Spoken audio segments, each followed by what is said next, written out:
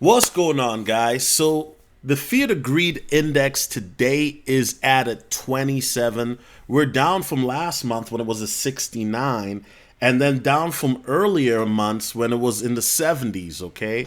Now, guys, as I said before, if you're on the Patreon, shout out to the Patreon gang because they get it first. Make sure to join my Patreon if you're not on it. www.patreon.com/SoloTV84. That's the Patreon, okay? You get exclusive access to the Telegram group. But let's get into this real quick, guys.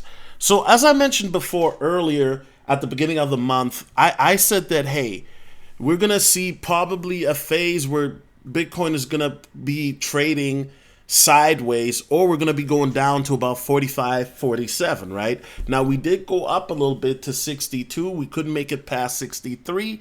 It then retraced. We went down as low as 57. Today, it's at 58 right now, okay? So, guys, nothing has changed. I believe that if we start to notice movement, it's not going to be until at the end of the month, more towards the latter part. Could be as early as the 24th, or it could be as late as the 31st, okay? Regardless, nothing has changed in regards to my strategy and things of that nature.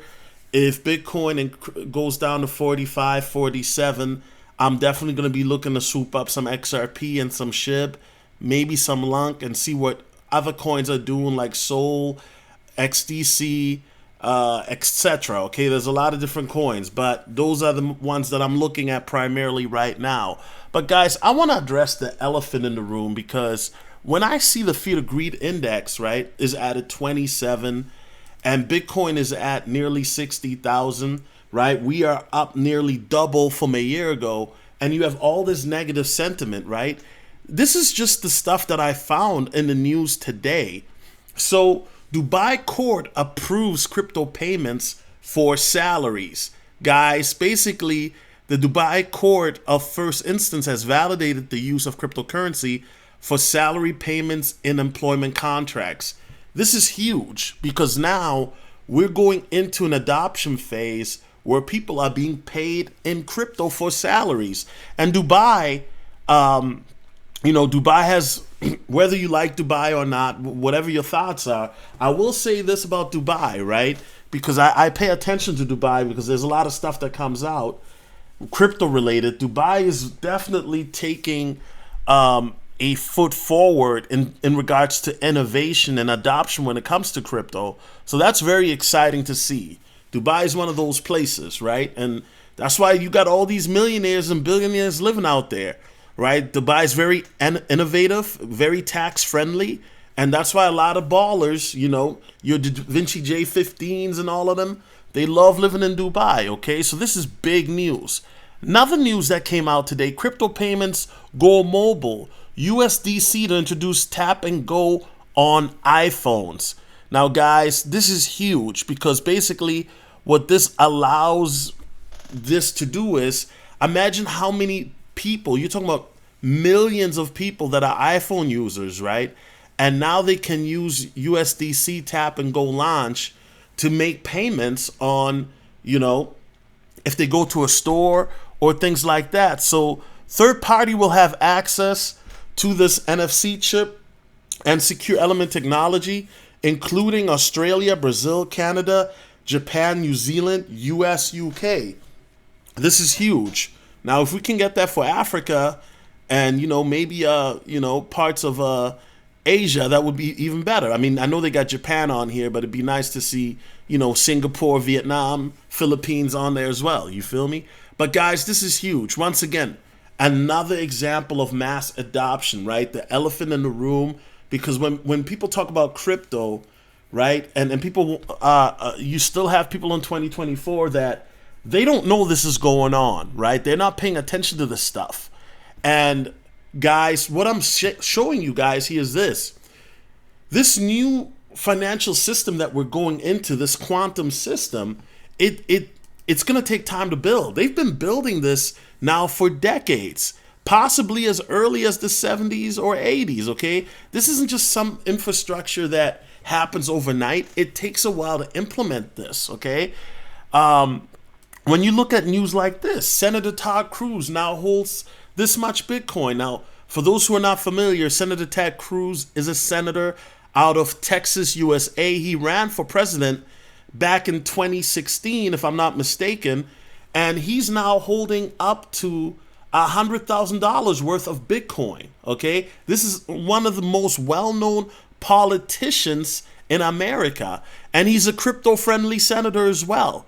When you look at this here, same day that this came out, Donald Trump raked in $7 million from NFTs on new disclosure. Now, this shows the disclosure of how much Trump holds in different companies in regards to crypto holdings, right?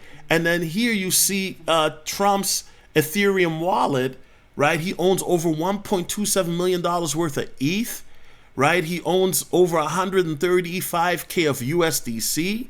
Then, of course, Fightcoin, they sent him some crypto as well, nearly 50K. MVP, nearly 50K, okay? So this is Trump's wallet, right? Worth $3.5 million, his Ethereum wallet.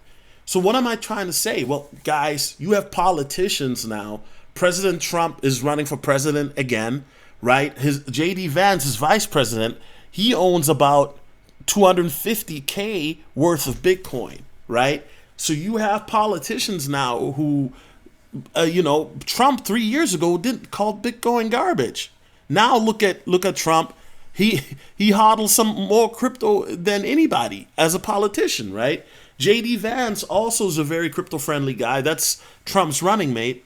So you have politicians now that are becoming open towards that. And why is that? Because they know where things are going.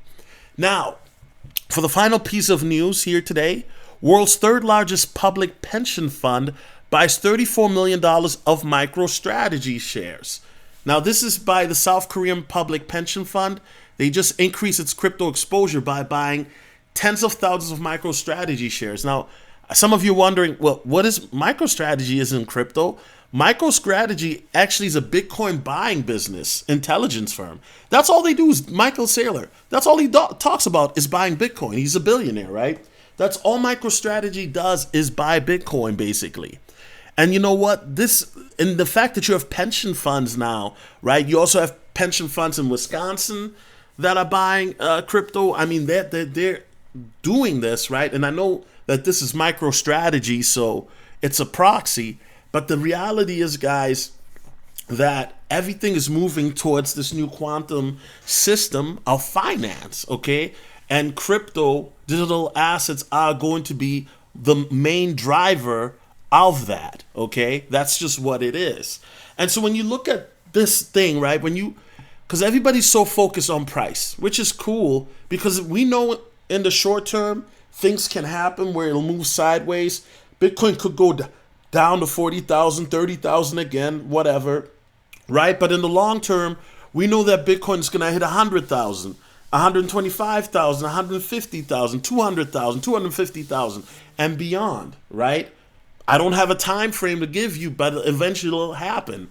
Last year, we were at 30,000, right? 4 years before that, we were at about 10, 11,000 at this time. So the market does go up, but what the elephant in the room, one thing that I've been addressing, because you guys know I'm not a very techie guy like that. I don't know all the nuances of tech, right? I'm just being honest. But one thing that I do understand is mass adoption is needed. And so news like this, Dubai approves crypto payments for salaries, right? Apple is putting USDC to tap and go on their iPhones. You have politicians that are owning Bitcoin and politicians that are owning crypto and Ethereum off of NFTs and other things, right? And their portfolios are in the millions.